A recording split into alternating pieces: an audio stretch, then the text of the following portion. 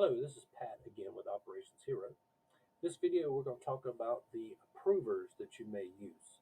So in our previous video we talked about requesters and how if you do want to allow anybody in your organization to submit a request, as soon as they pull up this page you do not have to self-register them. They just click on Google, Microsoft, and then they can automatically submit a request.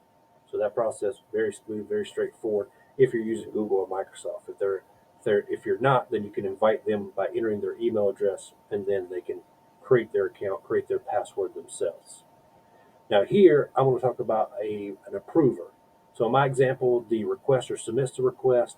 I'd like someone at the site to review that request. So I'm going to log in as that individual. And again, they would have some form of notifications, some types of alerts to let them know when the requests are come in. They may have default filters, and I can say, great. Uh, they're probably going to have a prompt on their. They're definitely going to have a prompt on their home page on the dashboard to notify them, hey, there's some request that requires your attention. If you got email notifications turned on, they're going to get notified there too.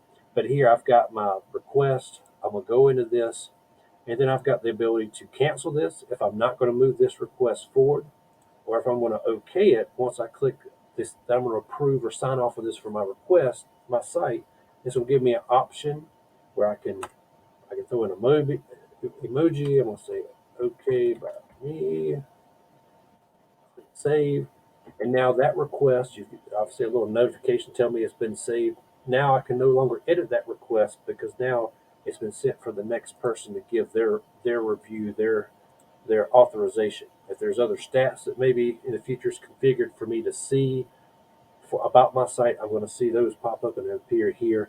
Or if I need to create a request, maybe you don't allow everyone to submit a request. You just want them to make a request and pick that individual at that facility, and you enter that request for them. So they'll still at least get notified about that request. Again, you've got that as an option here.